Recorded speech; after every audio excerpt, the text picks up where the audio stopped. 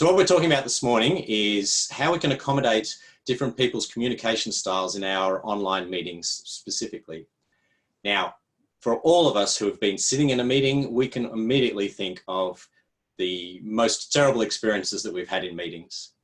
Whether it's been just one person talking the whole time, or it's somebody who is leading the meeting but not taking a lot of control, and consequently there's one or two other people in the meeting who dominate, who have their view heard and tend to talk over everybody else. And sometimes we come out of meetings with the feeling that we didn't get to contribute, or we didn't get a lot of value out of the meeting, or we wonder why we had the meeting at all in the first place. Having everybody contribute to a meeting is really important for two reasons. One is that you want to get the most value out of your team. Everybody in your team has different experience, knowledge, perspectives, ideas. You want to tap into all of that value, all of that gold to make the most of your team's work and the value of the meeting that you're actually holding. Also, from the team members' perspective, they want to be heard. They want to be valued. They want to have the contribution valued. So they want to know that they are doing a good job and that they're able to contribute to the work of the team. That will have them engaged and satisfied and included in the workplace. So for both these perspectives, it's really important to think about how we run meetings. So I'm going to now share my screen. We'll go use a few slides. So I just go to a few clicks and get the chat box up again. Thank you, Mick. Thank you for that the compliment. And yes, we'll make the video available to everybody. So over the next 30 minutes, I'm going to cover 3+5 this time. So I'm going to talk about 3 different ways of looking at our preferences and styles that affect the way we behave and communicate in meetings and the way that we contribute to meetings. Then I'll give you 5 tips on how to accommodate the widest range possible of these different styles and preferences in your meetings. We'll do this in over about 30 minutes, and then I'll open up for questions or comments from the audience for as long as you'd like to stay, and then we'll finish and wrap up, and I'll save the video for everybody. Please, as we go through, do contribute to the chat box, and I will periodically be looking at the chat and seeing the interaction that we have between yourselves and with me. And if you have a question that you're happy to register now, but can wait till the end to have answered, then put it in the Q&A box, please, and I'll come back to that at the end to see if there are any questions that came up during the content. Well, let's start on 3 different ways that we can think about how we show up as communicators in our meetings. The first I want to talk about is cognitive style. Now, neuropsychology and neuroscience now has settled and has agreed that we generally fall into 2 different cognitive styles. So we're either verbal or visual in the way that we think and relate to the world as a dominant way of thinking. A verbal cognitive style, people who have this style process and relate about the world in words, primarily through words, conceptually. Visual cognitive style, on the other hand, comes in one of 2 different forms. These people either create concrete, detailed visual images of the thing you're talking about, or they have a detailed spatial relationship image about how things relate to each other in space. But they're both a visual cognitive style. Yes, and thank you, Donna. Someone is definitely visual, creating pictures in your head, and that is very, very, very common to translate the words for people who are verbal into visual images. And then sometimes you get to relay that back out visually, or other times you have to translate that back into verbal because of other people's preferences. Another way to think about how people relate in meetings is their thinking preference. Some of us are spontaneous, which means that we're very quickly come to a conclusion or opinion on a particular topic, while others of us are more deliberate in the way we think. We won't be ready to resolve on a conclusion or opinion until we've thought through the different issues and had time to consider a particular topic. And the third way that you might be able to think of people in a meeting is a communication style. This is probably the one that you think about most when we talk about people dominating meetings. There are those of us who are more assertive in the way we communicate. So we'll very quickly speak up, confident speaking up, confident contradicting other people and not afraid of conflict, and may also be willing to take the risk of putting someone offside by saying something out loud. On the other end, there are those of us who are more cautious in our communication styles. So we're more hesitant to speak up. We might more considerate of other people's feelings and generally avoid directly contradicting someone and avoid that conflict, particularly in a meeting, and might want to have that discussion outside the meeting. So that is another way that we can think of how people turn up in meetings and contribute. Now, there's no judgment in these different styles and preferences. People have a different range of ways that they present themselves for a wide range of reasons. So obviously we all have a different personality. We have different cultural backgrounds, education. Whether it's our first language may affect the way that we present in a meeting. Our neurological makeup makes a difference to the way that we process information and the way that we might be ready to speak about it. And it also depends on context.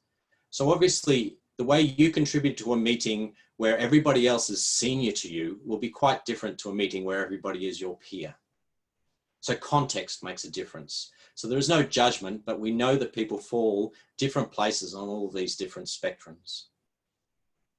So take a minute to think about where you might fall on this.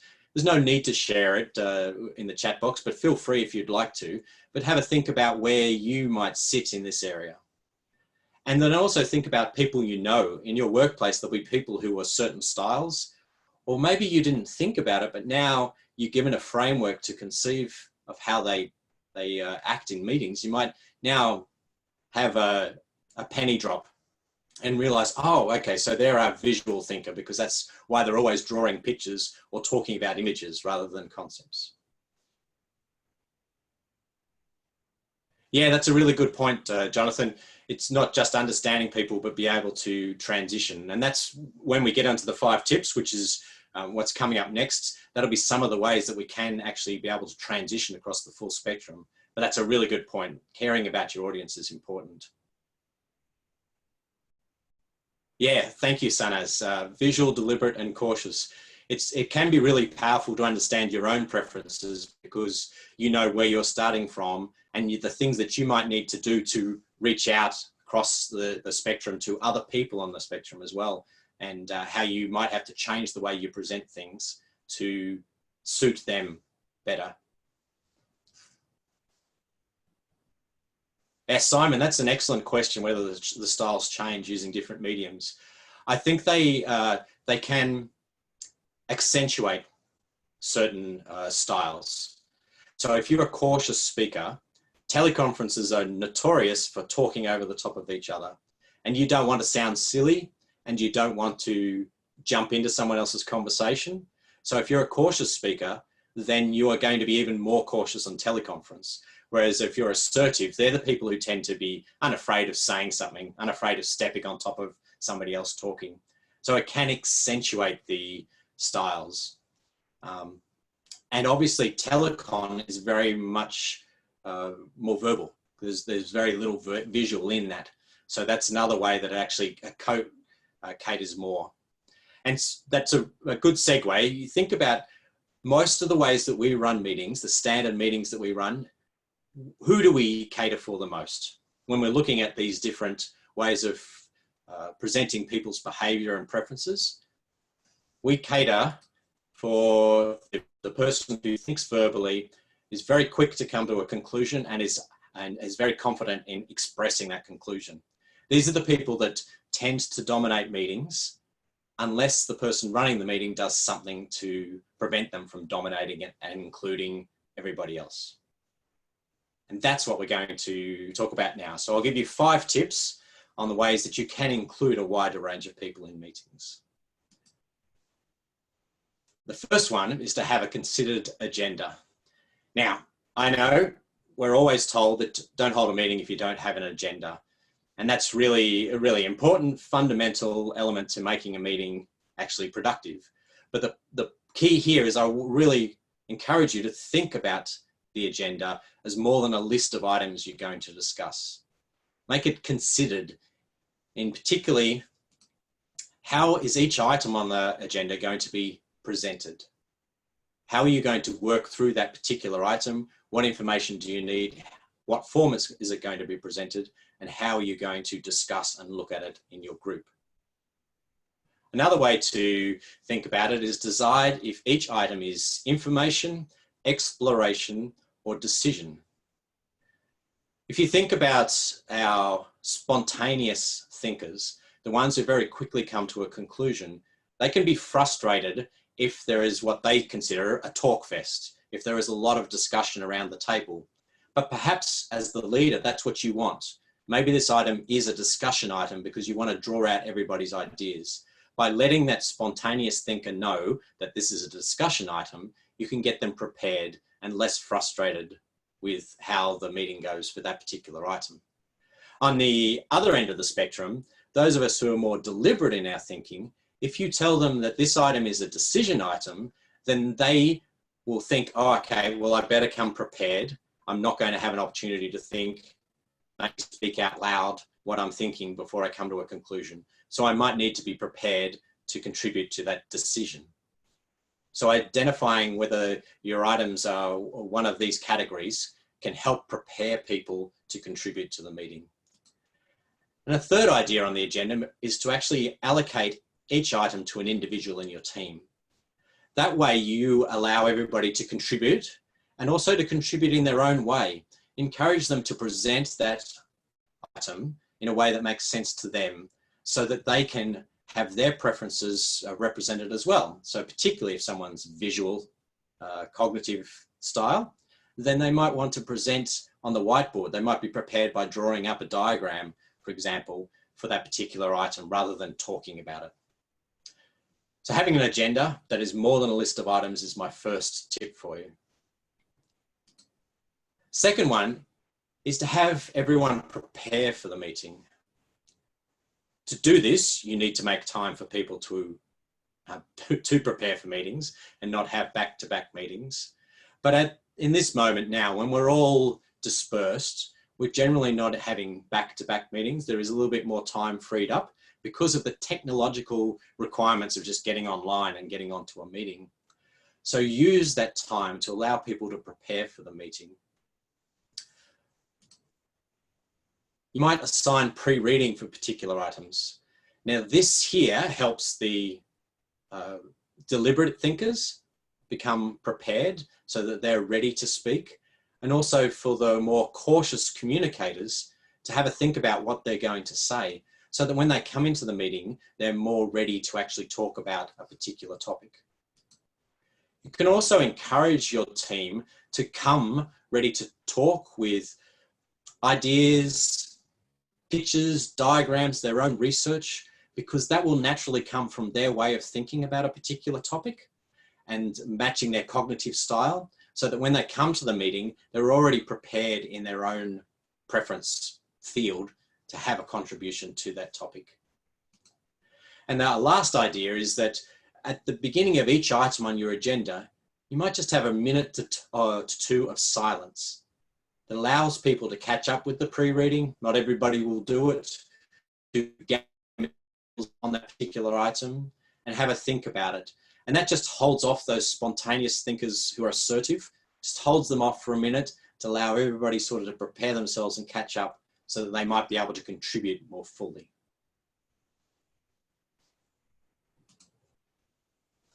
Third tip is to facilitate the meeting to include everybody.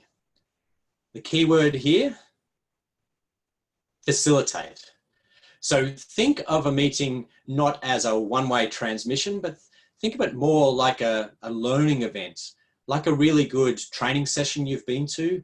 You know that the training sessions that are the most draining and least engaging are the ones where there's one person transmitting the death by PowerPoint sort of presentation. The best training sessions are where people actually facilitate, they get you involved, they break you up into small groups, they have you doing activities, all of these things that involve you actually in the training. You can apply those same techniques to meetings. So facilitate, think of yourself not as a meeting leader, but think of a facilitator in a meeting to get the most from your team. And there's a couple of ways that we can do this. One is to invite everybody to speak by name. This is really important for the telecon. So that point Simon was talking about before with how in a teleconference, the cautious communicators in particular aren't likely to speak.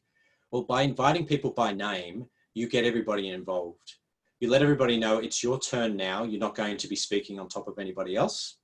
And I would like to hear what you have to contribute.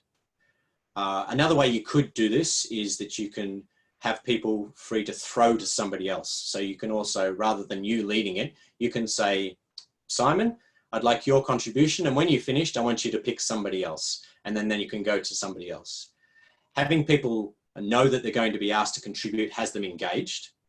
And also giving them that opportunity to speak up means that the people who require a little bit more time to think and a little bit more confidence to speak up are given that opportunity and space. Yeah, thank you, Donna. That's really good. This is something I learned myself, mostly from running teleconferences across the world in 3 or 4 different time zones. Those experiences when 2 people talk at the same time, or at the other end of the spectrum where you say, has anybody got anything to say? And you get crickets. Or you say, any questions? And nothing. So making sure people are engaged by facilitating is really powerful. And one way you can do this is by having people speak up by name. Another way, another technique you can use from training facilitation is to form smaller groups. And you can use it on Zoom meetings, have the opportunity for breakout rooms, but other tools have similar ways of breaking people up into smaller groups. In a smaller group, someone who might be reluctant to speak in front of everybody will suddenly feel more confident speaking with only 1 or 2 other people. And it's a way of making sure everybody speaks up, and then you have that small group come back and report to the whole team on their particular topic or subtopic, or how they thought about the topic that you're speaking about. And that's another way you can facilitate the meeting to make it more engaging for everybody and make sure everybody contributes. Another tip that you can use, and now we're getting a little bit closer to things that you do online, but this tip can also actually be used in face-to-face meetings, is to work in a shared document. And you can have this document live before the meeting, during the meeting, and then after the meeting. And that's a great way of getting people to prepare their thoughts, to contribute in different ways during the meeting, and also to be able to contribute after the meeting if they've taken a little bit longer to think about a particular topic. This is a Google Sheet that I created, so you could use a Google Doc, Microsoft Teams, a shared document, what other form of sharing of material that you may have online that people can all contribute to simultaneously can be really powerful.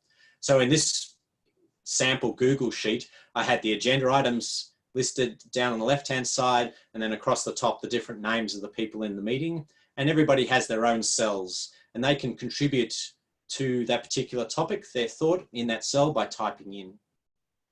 What this does is it particularly accommodates those people who are spontaneous thinkers, but cautious speakers. So there are people who very quickly will come to a conclusion, but they don't want to talk over somebody else, or they're just a little cautious in bringing their opinion out live in front of everybody. So they can straight away go into the sheet, type away, and they have their contribution recorded.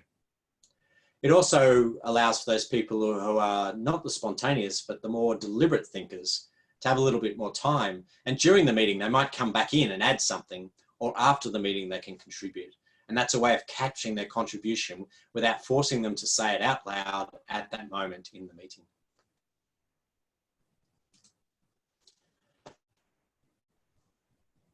Lindsay, I will send a video out, so you'll have a video with all of this. I don't actually have a record of these as specific resources, and I'm not focusing on the particular tools, but the more concepts. But if that's something you really would like, then I can capture that, or I can provide some links, because there are some really good lists of these sorts of resources online. Another idea that you can use for working in a shared document is to use a PowerPoint slide like this one, and this works on Zoom.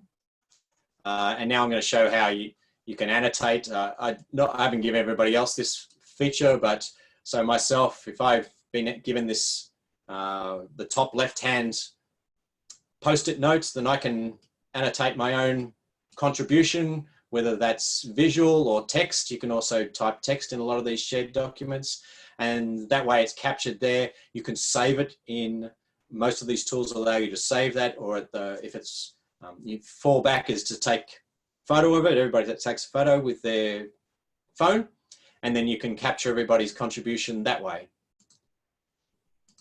And annotation is another way to do that. In a live setting, in a face-to-face meeting, you might use actual post-it notes, and that's a way that facilitation can move over into the meeting realm as well.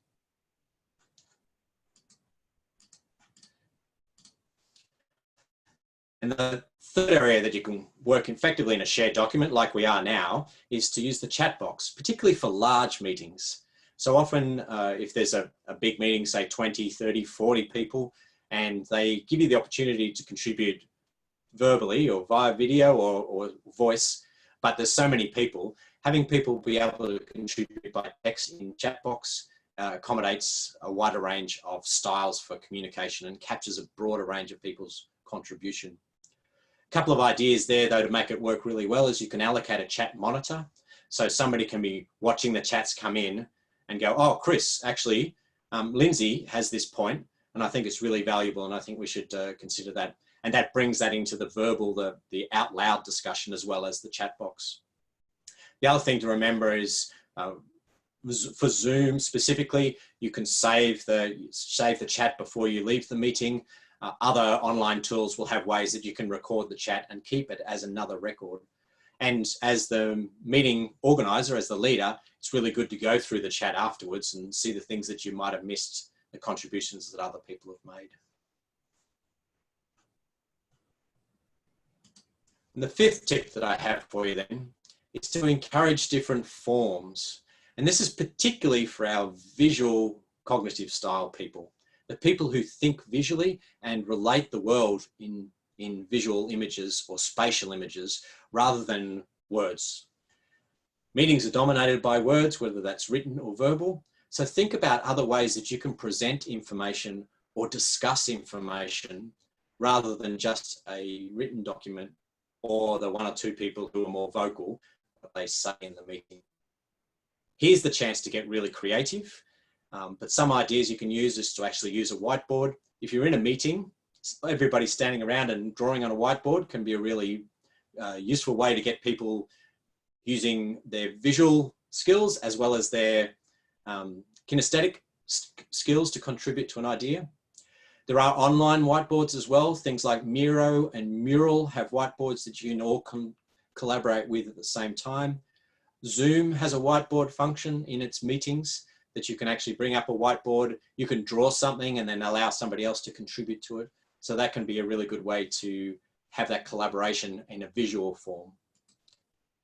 Similar to that is you can use online templates. So Miro is just one example that has hundreds of templates of different common visual forms like Kanban boards, organizational charts. Mind mapping is a common one and a great one for collaboration because you can have a topic, create the level 1 stems, and then allocate one of these stems to each of the people in the meeting, and then they go out to the level 2, level 3, build out from that mind map. Then you stand back, virtually stand back, and then jump across to other people's work, and then you can add to that And that way is a great way of collaborating in a more visual, spatial form rather than just talking about it. And a third thing you could do is actually have people draw on a piece of paper when they're sitting at their desk or sitting at home in their home office or their dining table. Give everybody a couple of minutes to draw their idea of a particular concept you're talking about, and then hold it up to the camera. Or take a photo with your phone and share it that way online in whatever sharing tool that you use. So these are ways you can actually get people using different parts of their brain, accommodating those people who have a more visual cognitive style, and not just allowing the meeting to be dominated by the verbal thinkers and the verbal speakers. So here's the 5 points that we've been through then. Tips to accommodate that wider range of people. Make sure that your agenda is more than a list of items. Make sure it's considered and you thought about how you're going to work through each item. Have everybody prepare for the meeting. So for the agenda items, think about whether there is specific pre-reading, a link, work that you want people to do before they come into the meeting. Allocate topics on the agenda to specific individuals so that they can run that in the way that it's best for them and the way that they can contribute the best. Facilitate the meeting. Don't just sit at the top and run down a list of items on the agenda. Say, anybody got anything to contribute? Okay, next point. Actually facilitate so you get people contributing and make sure everybody in the room has an opportunity to have their say. Work in a shared document is a great way to encourage people who may not speak up verbally, and also for capturing thoughts before and after the meeting. And the 5th tip there is to look at different forms. Don't just rely on speaking about items and then copying them down in written word as minutes. Think about different ways to present them. And I've only given you a few ideas. That's the area where people can be really creative. So if you do have any ideas on that, I'd really love to hear them. I think that can be really fun and actually makes meetings not just productive, but also engaging and interesting for the people joining. I'll stop there and see if we have any questions or any other contributions that people would like to make.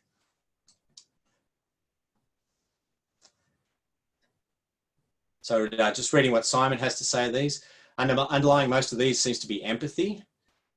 Yeah, exactly. There is, as Jonathan mentioned right at the beginning, there is that considering the other people in the meeting, not just yourself, and considering the way that they relate with the world and the way that you can communicate best with them and give them the opportunity to communicate the way that they best communicate. So it's definitely an empathy, an understanding of other people's perspectives and thinking about other people.